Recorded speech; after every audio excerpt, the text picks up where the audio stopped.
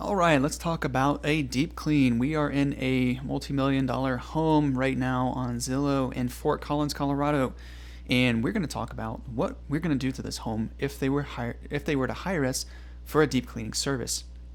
So, for maintenance cleans or standard cleans, those come after the deep clean service. So typically we're going to get hired first to come in and do a deep clean, and then hopefully get hired after that to maintain that cleanliness with our standard cleaning service.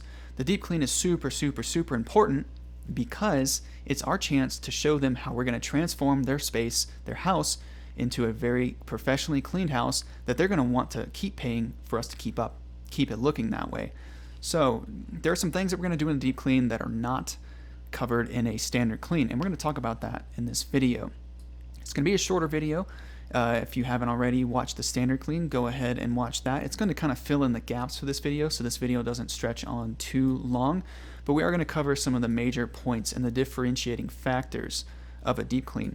First and foremost, let's start here in the kitchen. One of the differentiating factors is going to be dusting. Oftentimes up here in these really high spaces, in the corners and crevices of the walls where the walls meet the ceiling, these will have cobwebs and dust on the walls themselves and on any sort of light fixtures up high. On top of these cabinets here, there you can see the cabinets go to the ceiling, which is really nice, but some of them don't, and you're going to need to dust on top of there as well. Sometimes there are items placed on top of this, and this is where you're going to want to be very careful dusting around those items, and even getting on a step stool, a two-ladder step stool, two-step step stool, and getting on top and wiping down some of those items too. But we're talking about dusting right now.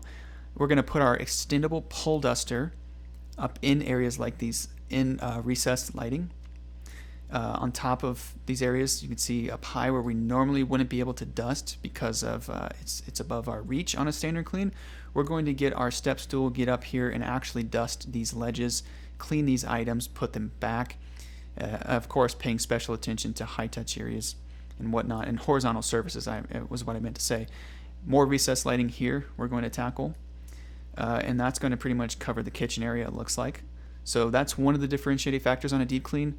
We're going to take special equipment, extendable pole dusters, which is going to allow us to reach really anything in this house. All right. After that, we are going to clean the outsides of everything from top to bottom. Normally, we're going to spot check this on a standard or maintenance clean. We're actually going to wipe down every surface on the outside here on a deep clean, including these cabinet faces, the trim up here. Working our way down, everything is going to get cleaned. The backsplash is going to get cleaned. Of course, the countertop gets cleaned on every clean that we do, including a standard and maintenance clean. And then the fronts of these drawers and cabinets, same thing as up here. We're going to touch every surface here. So after it's been dusted and all these horizontal surfaces have been thoroughly dusted, we're going to take a rag, some all-purpose spray, or some Murphy's oil, wood cleaner and polish, for example, and put it in the sink here with some warm water, take our microfiber rag with that Murphy's oil, and then wipe down every surface here. That's why they pay us extra for a deep clean, is because we're going to clean pretty much everything in their home. There are certain things that aren't covered on a deep clean even, unless they tack it on as an extra. So pay special attention to the app to find out if these extras are included in the deep clean. Sometimes they will pay extra for inside of the fridge, for example, where we're going to pull the items out of the fridge, put them on a surface or surfaces out here, thoroughly clean the outside of the fridge and freezer, and then place the items back in the fridge in an organized fashion. Another extra could be the inside of the oven right over here. So sometimes they'll pay extra for the inside of the oven, where we're going to spray oven cleaner in there, scrape out all of that material, and use either some elbow grease or like a professional grade steam cleaner to clean out the inside of the oven. That's a couple examples of extras. Another one would be inside of cabinets. So sometimes our customers will pay extra for us to remove items from the cabinets, dishes, bowls, things of that nature, clean the inside of the cabinet, and then place those items back in an organized fashion. If that's the case, you're going to want to make sure that you remember where this stuff goes. Take before pictures. Put the stuff down directly beneath the cabinet, like right here, for example, on the counter, so that you know when it goes back, you can just take it and put it right back up in the cabinet, and that's going to help you stay organized. Same thing here, pull out the stuff from the drawers, put it on the surface, clean out the drawers, and then place it back. That is 3 examples right there. Inside cabinets, inside fridge, inside oven. 3 examples of additional charges that we would charge a customer if they wanted us to clean those things on a deep clean. As you'll find out later, those will be automatically covered in a move-out clean, but not on a deep clean, so be aware of that.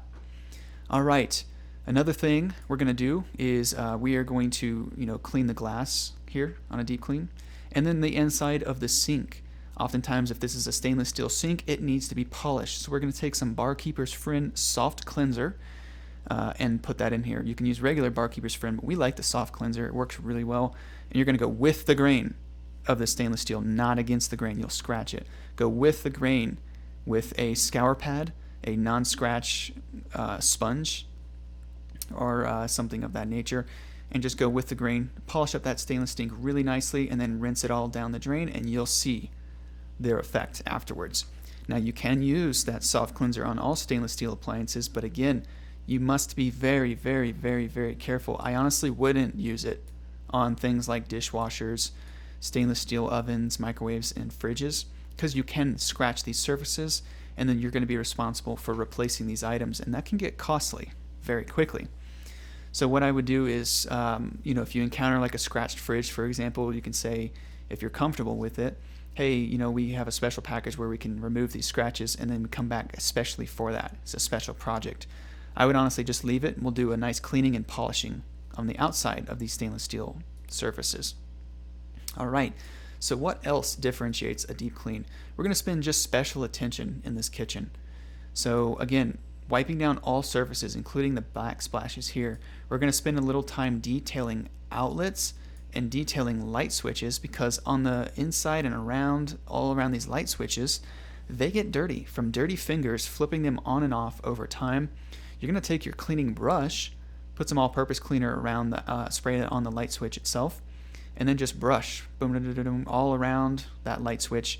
And you're going to really do a thorough cleaning on that, and then spray some more cleaner in there to wipe out to clean out that debris, and then finally dry it off with your microfiber rag. All right. On a deep clean, if there are blinds right here, we're also just going to do a quick dusting of those blinds, spot check them. We're not going to do a thorough cleaning on the blinds. That is an extra service. Again, just like the inside oven, inside fridge, inside cabinets, they can do a detail clean on blinds if they select it and pay extra for it. But we will do a general dusting on their blinds and a spot check on a deep clean and on a maintenance clean. All right, if you are doing a deep clean on the blinds, make sure that there are blinds that can be cleaned. If they're paper blinds, which you probably won't find in this $1 million house, but in some houses you'll have paper blinds, don't spray anything on those. You're going to ruin them. If they're those little cheap aluminum blinds, you're not going to be able to really deep clean those very well or very easily, because they break very easily. So just be careful around blinds. Be careful when you're raising them. If there's a little pull string, I always put a supporting hand under the blinds and pick up as I pull the string, as to not put too much strain on the latch points here on the blinds. I have brought down a few blinds in my time. Yes, I pulled on strings and it comes collapsing down, just because the person who installed it did a poor job, and then now I have to figure out how to put them back up. And you can also damage them that way and hurt yourself. So be careful around blinds. One supporting hand underneath the blinds as you pick up and pull on the string to pull them up. All right, that's all I'm going to say about that. Let's continue talking about differentiating items in a deep clean. Aside from just spending more time cleaning this kitchen, making sure that it is professional, sometimes the stovetops need special attention. So on a maintenance clean, we're just using our all-purpose cleaner to really wipe off the surface. If there's any food or pancake batter, whatever, plastered on there, we can take our scraper and just pop it off real quick in most cases.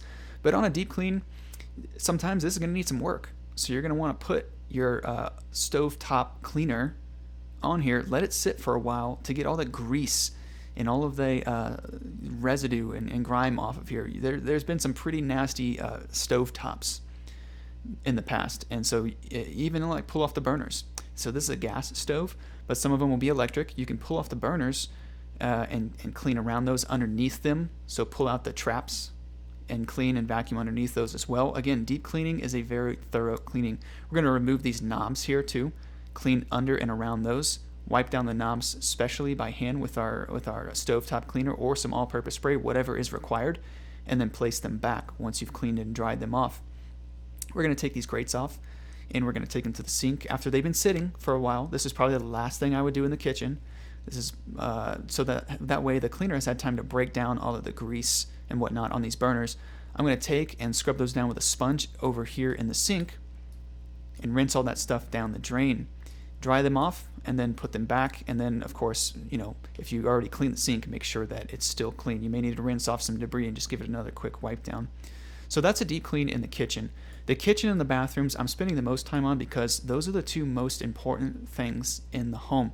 Most of the time our customers, of course, they care about their entire home, but they spend a lot of time in the kitchen. They spend more time in the bathrooms. So these areas we want to pay very special attention to. Most of the other areas throughout the house are not going to require as much special attention. And we're going to jump to those right here in a sec. But before I leave, I did want to mention that if there's a microwave, you're going to clean the inside of that very thoroughly. So we clean the microwave every time anyways on a move out, deep clean, on a standard or maintenance clean. We're going to clean the inside of the microwave each time. It just might be a little bit more heavy duty on a deep clean. You might need to use some heavy duty degreaser. You might need to put like some lemon juice in a cup, put it in there and turn the microwave on and let that break down the material in the microwave before wiping it out. But it just might require a little extra special attention. Make sure that you don't forget the roof of the microwave as well. That's easily skipped. All right, you can see we have some vaulted ceilings here with a fan that's pretty high up. No problem, because what we're going to do is we have our extendable pole duster and we can reach anywhere in this house. We're going to put that dusting attachment on, and we're going to get, again, the crevices right here where the wall meets the ceiling. Any horizontal surfaces up right here in this little recess portion. Any light fixtures, these recessed light fixtures are going to get dusted. We're going to dust the this pole here holding up the fan, and on top of the fan blades, and the entire fan is going to get dusted. Most of these extendable pole dusters, whether it's a simple Swiffer or if it's something like a microfiber duster, you can typically bend that duster in a 90-degree angle and easily get the top of these fan blades. Regardless, you're going to want to spend some time dusting on a deep clean, because most of the time it's gone months, if not years, without a cleaning service. So there's typically all throughout the country an excessive amount of dust in these homes. Flat surfaces here, be careful of items. As with any cleaning, any deep or standard cleaning, you're going to want to be careful with things that are hanging on the walls, because they can come crashing down, break, and now you're in big trouble. We don't want that. So after we've done a thorough dusting throughout this entire home, we're going to move on to our cleaning phase. And again, just like the standard cleaning video, you're going to want to pick one point, start, and then go around from top to bottom, top to bottom, top to bottom, top to bottom. And as you work your way around the room, whenever you finish, you're going to come back and take care of the items in the center. So these things need to be dusted as well. Okay, after your dusting pass, as mentioned, you're going to do your cleaning pass. I should mention before moving on to the cleaning that sometimes you have to pull out a vacuum attachment and vacuum off the walls. If it's a heavily textured wall, or if there's just an excessive amount of dust on the walls, a dusting pad move across the wall may not cut it. You may need to just vacuum this stuff first.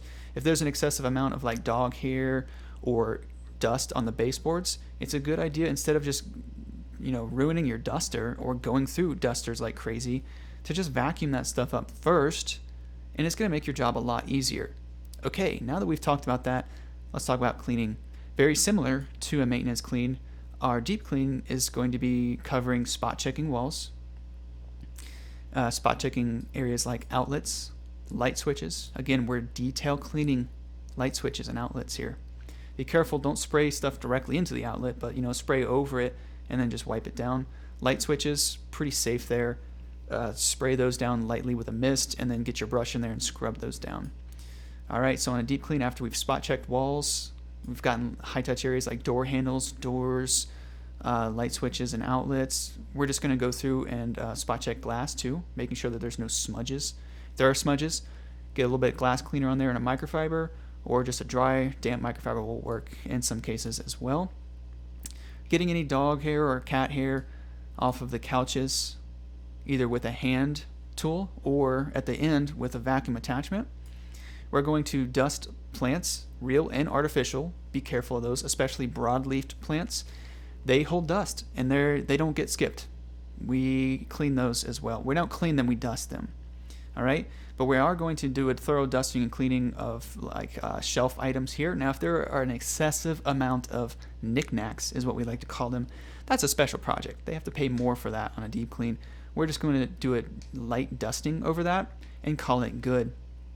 And if the customer asks, you can tell them, I don't want to offend anybody, but especially in older people's homes, they will have just a ton of knickknacks, items, pictures, things that they have collected from years and years and over the years, and so it can get quite excessive, and you can spend hours just dusting and detailing those knickknacks, which is why we're not going to do that. So be cognizant of that and make a professional judgment call. If it's just a few items like this, absolutely dust, clean, put back in an organized fashion.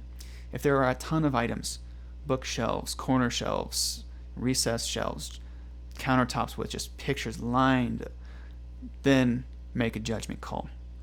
All right, so we're going through and spot checking all of these areas throughout on a deep clean. Really not much different than a standard clean. As you can see here, more areas really up high. These hanging light fixtures, we don't skip any of this. These natural light window spaces up here, we're going to make sure to dust those very thoroughly. A lot of times cobwebs will be up here and dust on the horizontal surfaces, dead insects, you name it. It's all coming down on a deep clean. You can see the flat surface right up here as well. Make sure that you don't skip over that. Okay, so that is pretty much going to cover hallways, entryways, open spaces, family rooms, dining rooms. No different than what I just mentioned in here. Thorough dusting, spot checking, and detailing things like light switches and outlets.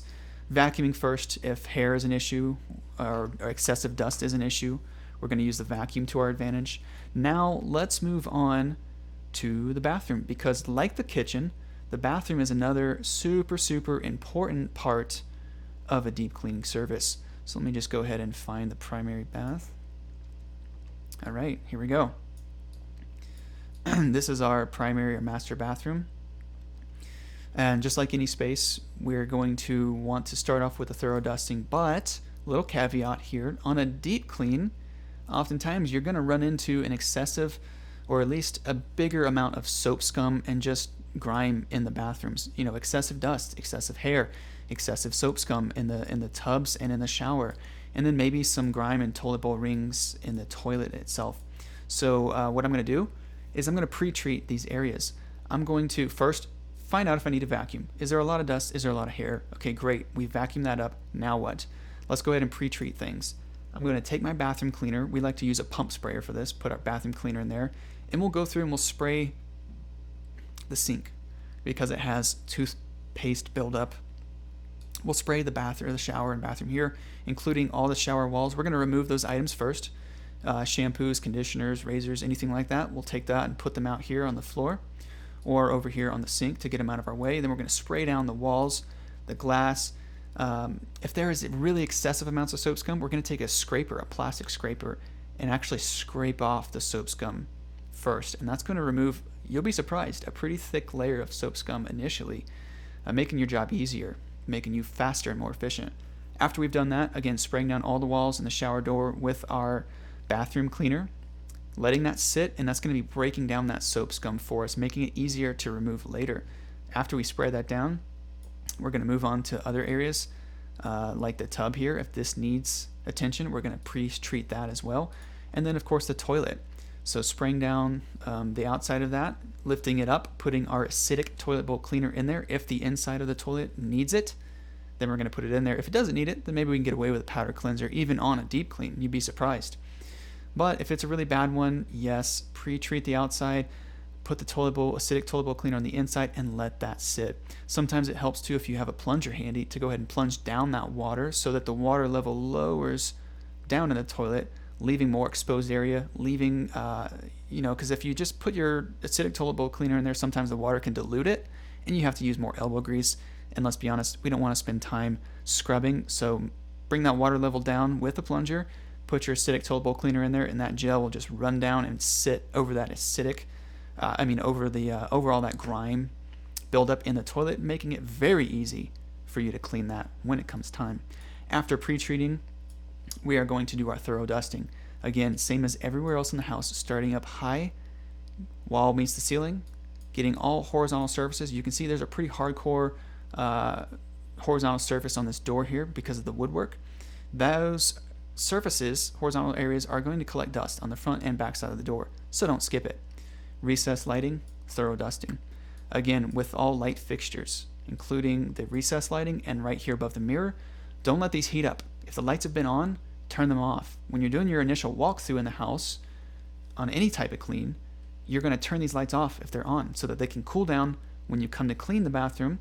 When your duster hits these lights, or when your microfiber rag and spray hits these lights, the bulbs aren't going to shatter. Okay? So after we've done a very thorough dusting throughout this bathroom, we're going to come back through and do our cleaning pass.